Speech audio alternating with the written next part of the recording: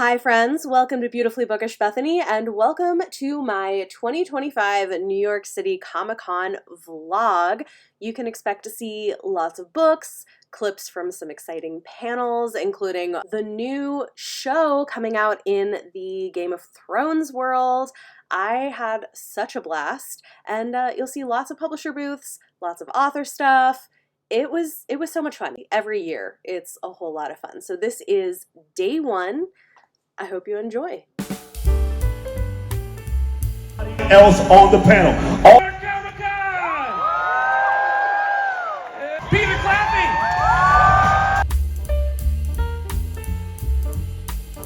We've got our egg, Dexter Solanzo.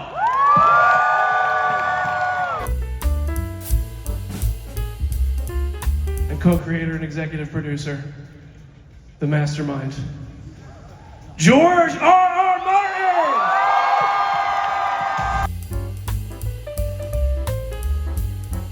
Bigger than the first New York City Comic-Con I attended. Which one was that? That was 1964. That was the first one, and I was the first member. I paid my $1.50 and I got badge number 1.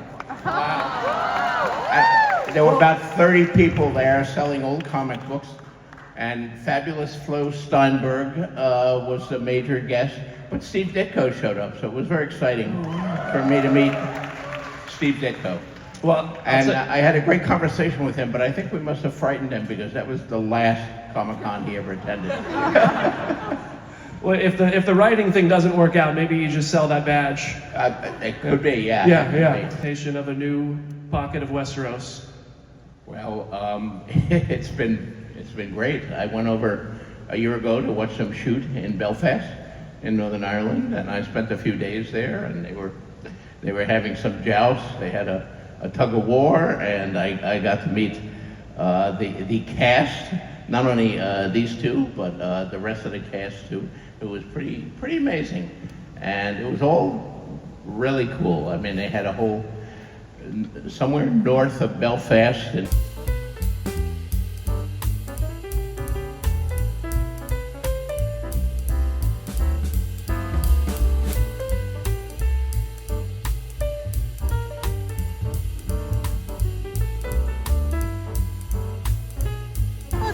you can also use your hand if you want, but also don't be afraid to really just attack it. This is great. Okay. Oh, we got an egg. All right. Okay. The geomagician Mostly historical fantasy about fossil magic, caves, maybe pterosaur is brought back to life. Imagine if a pterodactyl was used. Thank you so much.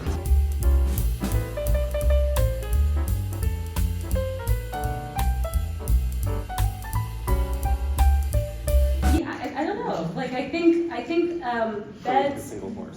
Here's what's gonna get us the win, and no one's gonna go against us. You share a bed with like a sibling sometimes growing up, and you're in a big family. Oh. Yeah, ew, that's so gross. So they can't win. Have you ever shared a horse with a sibling? Exactly. I don't know why I went the incest route. Well, this is just bringing up memories of like the Planet of the King Bear, because I seem to remember that they tried to actually make sex on a horse sound sexy. Did it work? No. But stick with me. Then The Witcher came along, and we actually made this work. Okay. So you can imagine Henry Cavill on a unicorn having sex. I do and every all night. of a sudden, it's a big improvement. So there you go. Imagine Henry Cavill on a stuffed unicorn at night. Wait, he's on the. It's ours is sexier. We win. Okay. I mean, I feel like Travis won that for us. Yeah. Travis made the rules.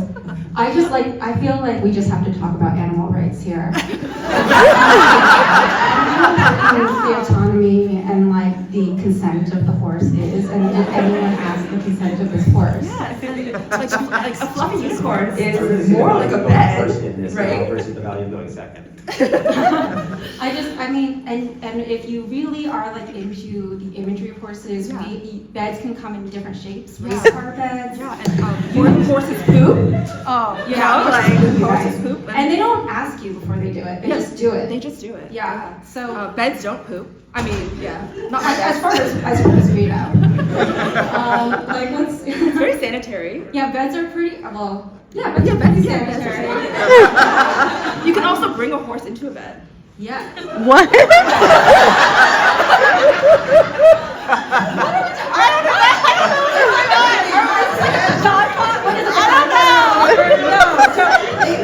Delete that section. Sex bars. Anyway, beds are great. Beds are great. They're comfy. They're comfy and they're clean. And they hold you. Horses can be clean. This is true. Horses are also clean. That's also why they're in the on bed. our side already. Yeah, I'm sorry. We're saying centaurs. Oh, hey. That went off the. See what I mean? It goes off the rails so fast. Really juicy tragedy. That's true. Yeah, it's just like all the emotion and like the idea of being like, how could they actually be together? Like I love that. Yes. Yes. I mean, I don't want to spoil K-pop 2. But the sequel, could have some of that, you know. Yeah. Well, Genu is dead, isn't he? Yeah, Genu is. Wow. In the first. Oh, that's true. He's dead in this. He died movie. 400 years ago, so he's technically a ghost lover. A ghost lover's a demon lover. Oh my god! Oh, so a ghost lover could also be a demon lover. Which means we automatically win. And for anyone who's a millennial in the audience, remember at the end of Casper. Oh yes! You can have that moment. You can have your Devin Sawa ghost moment.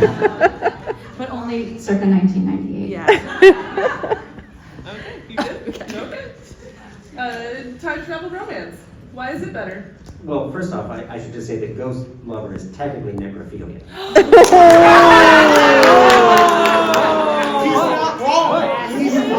If you want to have sex with someone and a relationship with someone who is dead, you could just go back in time to when they still have a pulse and it's not weird.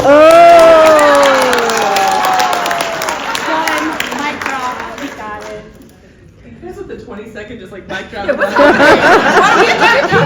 Talk for 70 more seconds. I mean, they could, but they said they're done. So that was Day one book haul, and 3 of them are books that I purchased, including the special edition of Tusk Love, which I loved. Day 2, my husband also came along, so I saw a little more of the show floor than just the authors. There were some cool author things that happened, but I also explored and we did some really fun activations, played some games, and I want to show you a couple of things before I just add music behind this. I got to meet Erin A. Craig. I love her books. They're so atmospheric. This is her adult debut.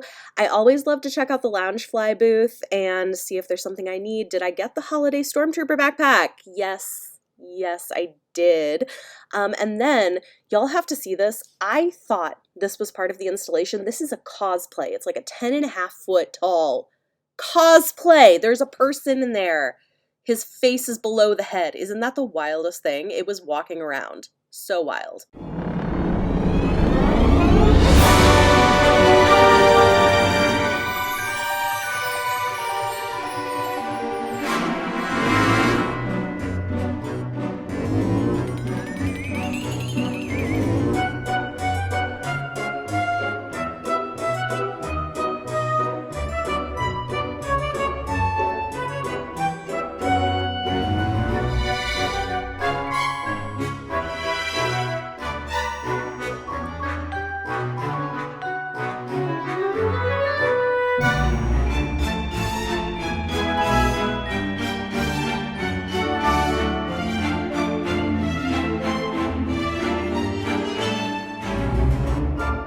Heart-shaped box.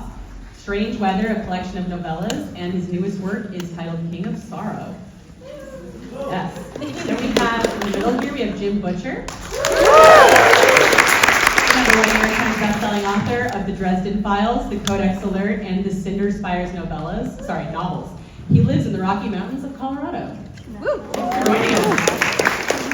Long way to come. And then we have Maggie Stiefvater. Bestselling best-selling author of novels for young people and adults, including the #1 New York Times best-selling series, The Wolves of Mercy Falls. Woo! Yes. Oh, big fans here. Starting with Shiver and The Raven Cycle, starting with The Raven Boys.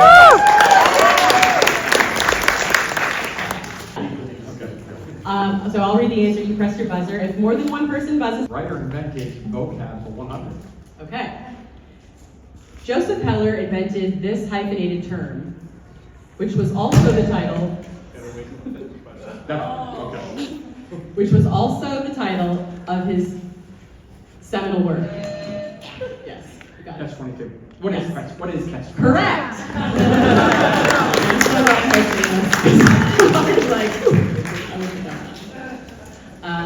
Okay, so you select again. Okay. All right. Writer invented terms for 200. While made popular in Star Wars, this 5-letter word meaning robot, especially the ones you are not looking for, was coined by author Marie Wolfe in the 1950s. What are droids? Correct. They didn't call your name though. We're gonna kill him. No, that was you gotta right, get the sorry. Next time I'll wait for you to go with that. That was back. The question. Yeah. Buzz. Right. Whoever Okay. buzzes. Right. Maggie, look over there. This hyphenated feline-inspired word meaning someone who is afraid was invented by Dorothy Parker. Yes? It's a scaredy cat. Correct. Mostly on Long Island. Yes, Maggie. Great. What is the Great Gatsby? Correct.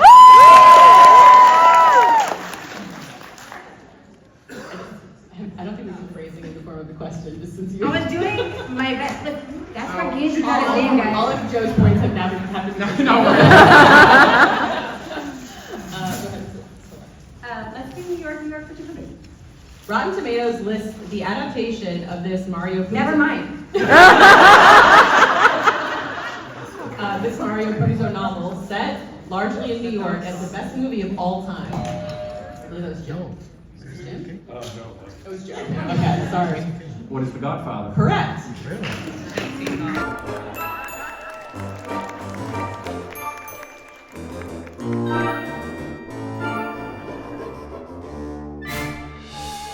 Day 3, my first order of business was to pick up a Crow Club ticket from the Macmillan booth for later in the day, and you will see why. I was also the first person Bethany C. Morrow ever signed a copy of her book to another Bethany, so that was really funny. Got a lot of great books in the morning. There's panels to come. What a fun day. I went to Artist Alley and got some holiday gifts and some goodies for myself. They were giving away pizza with gummy worms. I passed. Saw Veronica Roth again. Veronica writing. How many of you have never seen me before and are so confused right now? This is the strangest thing you've ever seen in your life. Okay, well you are. And I thought, you know what? If I'm going to be the change I want to see in the world. And so when I was asked to do this, I thought, yeah, I'm going to do this, but I'm going to really try to still have them relevant. We're not going to be completely random, but I think I'm going to try to ask some questions that are not as commonly asked. And that kind of goes with the theme here. So this is a panel about genre and kind of define genre. All the authors up here, including myself, write in all different kinds of genres and can kind of like switch around in this way and defy these boundaries. So we're going to break the fourth wall a bit and defy the boundaries of what a panel can be. So, thank you. One person's very excited. So I'm going to get things started just by asking a question that I think about a lot in my writing, and I've been thinking about a lot because for me, I am influenced by writers, obviously, but music influences me, film influences me. I would say that my writing is maybe more influenced by like the band The Talking Heads than anything else. Yes, and in honor of David Byrne, I think is playing across town tonight. I just wanted to know, is there any musician or band that inspires your writing, or like even like a musical genre that you have found really inspiring your work and has given your work the flavor that it has. And just to keep things organized, let's just start down here and go along. Obviously, you can pass, but let's start down here with you. Yeah, any music that inspires you? Oh, if I have to go first, you guys are getting the real answer, which is campy 80s music. When we wrote All of Us Villains, we had like a real playlist to like show people and post promotionally, and then we had a trash 80s playlist that we actually listened to when we wrote the book. It was a delight. No complaints. Would do again. Well, I obviously have to second the campy 80s music, which originated from my love of Supernatural in college. Are there any Supernatural fans? Got me on the train. I'd say after that, I'm a big Hozier fan. Anyone else a Hozier? Yes, love to see it. Spotify calls me out every year to inform me that I'm not just a fan, I'm like a freak. My Spotify wrap up. So yeah, he's my fave. I make playlists for each book, so it really changes depending on which book it is. One Among Crows was this interesting blend of like really techno-y pop stuff. It's not techno, that's like the wrong term, but I don't know how to describe it. It was like very poppy. And then also System of a Down. I was like, ooh, remember System of a Down? And then there was some REM on there. So, I have an eclectic music taste, I suppose.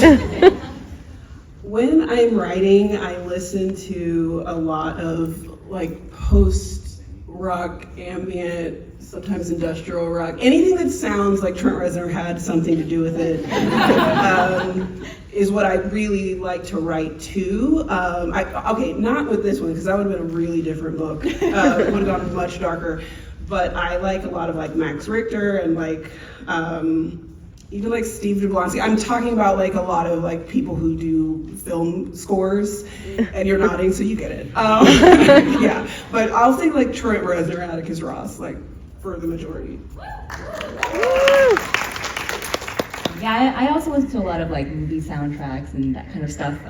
When I have like two different types of playlists I go to depending on where I am in the writing process for a book. When I'm drafting, I get distracted very easily. So when I'm drafting, I cannot listen to lyrics like at all. So it's all instrumentals and lots of video game soundtracks. Like I think for Young Elise, it was all just Assassin's Creed soundtracks all the time. In case you couldn't tell from the book. For Red City, once I get past that, I'm in copy editing or the later phases, I'll put on other stuff. And for Red City, I think I had a lot of Kendrick and a lot of Marina and a couple of Backstreet Boys in there. Yeah, it was kind of all over the place. I've had that Backstreet Boys song in my head. We talked about this yesterday. I've had it in my head since. Show me the meaning of being lonely. Oh no! Very relevant to the book. That people don't do that, and I thought actually there is kind of like the retelling thing that happens of like the fables or things, right? That's kind of a cover, but it can be anyone, like more modern. It doesn't have to be 300 years. Yeah, so let's start at the end.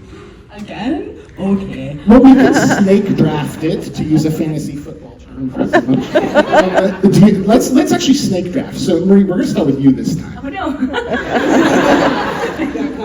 Dead. Watch out for the snake draft. The worst than going first. Oh my gosh. Did you say we could go back in time, or we? You can go back in time. I was just thinking that's kind of like someone would say, "Oh, I'm redoing Shakespeare" or something like that. But this could be anyone. You can go far back. You can go anywhere. It's just someone's covering your story in their style. I mean, Shakespeare would be pretty cool. I won't lie. Red City is basically Romeo and Juliet, but in a modern day with some modern twists. So I think Shakespeare would be frankly horrified, but I would be curious to see how he would translate that horror into his beautiful presence. I don't know much about Shakespeare, but I feel like he would be thrilled to be honest. Yeah. Next. Yeah. Okay. Okay, my boring literary answer is I would love to see Ralph Ellison's cover of Cherish Vera, which was my social horror, and same book, which I think says something. I would love to see River Solomon's take on Cherish Vera. I feel like if you've read Model Home, you might have some idea of what it would look like, and it would be terrifying to behold. Yeah. So I would absolutely love that. I'm gonna go a different way. My answer is than a serious literary answer. Hear me out. It's Divergent, but it's a barista AU. And the factions are different coffee houses in a college town. The erudite are really annoying about, like, espresso, I guess. I don't know about coffee. I don't drink coffee, guys. And then abnegation's like all pared down. It's like all you get is drip coffee and you'll like it. And the Dauntless are like, you know, playing metal in the background or whatever. And the person who would do this is probably my favorite contemporary YA author, Maureen Gu. I have an elaborate one. Yeah. No one tell her, because I don't think she's up for it. But I could totally see that, actually. No, that's actually a wonderful idea. I have thought about not Maureen doing it, but I have thought about the barista AU of Divergent before. I feel like, I'm also drawn to the idea of something that is just completely beyond typical fiction prose, like going poetry, going music. I feel weird stealing this answer when it's both of our book, though. Do what you want. You have my blessing. Honestly, I would love to see it in as far removed where I can still understand what it's saying, but I want it to be a little bit nonsense to me, like something full Canterbury Tales. Where I have to decipher my own writing. Like, I think that would be such a fun little task. I don't know if that says a lot about me, but Yeah, I think that's that story. Yeah, it's Canterbury Tales. I want the campy CW TV show version of all of my books. In honor of my championship team, we are continuing the snake draft, and we're starting down with CM at the end. Okay, I actually have a good answer for this one, so thank you, Chuck. I am like a rabid fan of figure skating, and I never talk about it on my socials, and this is a niche interest. Thank you, 2 people clapping and cheering. The Olympics are coming, which means everyone in real life who I know, my civilian friends, will be like, oh, this is the 2 weeks a year where CL knows what they're talking about, and they'll all text me about the figure skaters, and they'll be like, do you want the short answer? Do you want the hour and a half with all the YouTube videos and the links? I love it so much. I also can't ice skate. I just think it's so interesting. I think like I'm so obsessed with the careers of these like incredibly talented young athletes who like dedicate their whole lives to doing this one thing, and they get this one chance every 4 years where everyone is watching them, everyone cares about them, and like how well or how badly they do and how they're remembered is like entirely based on like that 1-2 week period every 4 years. It's so interesting watching them all gear up for it, and you get really invested. The World Figure Skating Championships were in Boston this year, which is where I live, and so I got to go, and I went with one of my best friends, and I cried the entire time. It was awesome. So about a year ago, I decided to, on a whim, take a pottery class. And I know I didn't really get to take art in school at all, and so I was completely new to pottery, short of like little color me mine stuff when I was a kid. And I ended up loving it. I loved how tactile it is, and you get to make something and then you get to see it. I feel like as a writer, I constantly have this urge, this wish that I could see the entire manuscript at once. Like as I'm writing, I love to zoom out as much as possible and see if I can see like 6 pages in one spread on my screen, and pretend that that's the whole book. But what I loved about pottery was that it was so quick, it was so easy. I got to not only make it, but then look at it and see what I did. I get to have my little yogurt bowls in the morning after the bowl I made. I love also traveling and going to different stores, and if I see just like literally a cool vase like sitting in a restaurant, I'm like, wait, 1 second, I'm gonna take a picture of this. This is inspiration for the next thing I'm gonna make in class. And yeah, it was just a very soothing hobby to pick up. I've done a whole bunch of classes now, and I live near my studio, and my goal for the next like year or two is if I can become a full member. I don't have many surprising hobbies. I feel like I do the standard author hobbies: reading, writing, watching television, playing video games. But I think the surprising one is that I lift weights. That's all I have to say about that. I would like to tell you about my Lord and Savior roller skating. And I do figure, and my husband is like rhythm skater, but we skate together a lot, and so we are local celebrities at every single one of our skating rinks, and it is primarily because nobody couple skates anymore.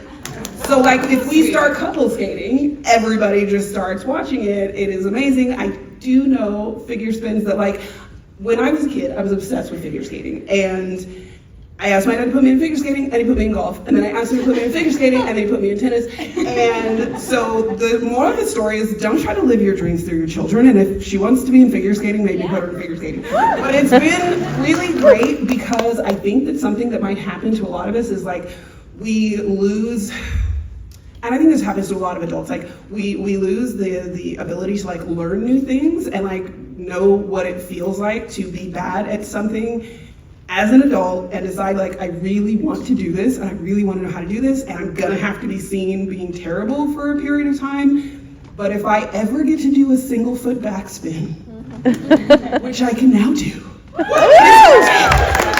it's gonna feel so amazing. And it has definitely made me think, like with a whole bunch of other stuff that I'm embarrassed to do as an adult, I know that long period of like, I'm not, oh my gosh, hi. Sorry. Sorry. I have you have this long period where you're not getting any better and nothing is changing and you're like, okay, I should give up because like this is never gonna happen. Clearly I can't do this. And roller skating has taught me after a year and a half, you'll suddenly be able to do something. It goes from not being able to do it to suddenly being able to do it, and you don't know how you got there, but it teaches you that feeling that it's never gonna get better. Like it is you're absolutely gonna learn it, just keep doing it.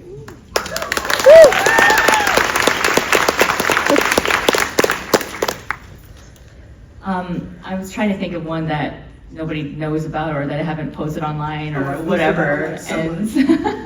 And I think the only one I can come up with is I have a python. Which I've never. That is a great one. Not my choice. You have a python? We've known each other for like 15 years. I don't know.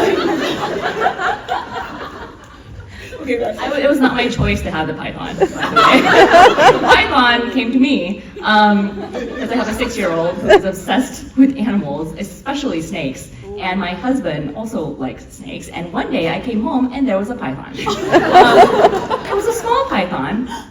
Relatively, a ball python's about that big, and I was like, I was not a snake fan.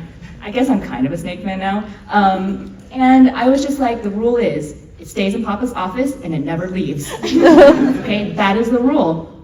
And he was like, okay, Mama. And then like 3 days later, it's like out in the lawn because they're walking the python. They're like, she needs fresh air. Jesus, okay, and I've seen it enough times now that she's kind of cute. Her name is Bolly because my child named her.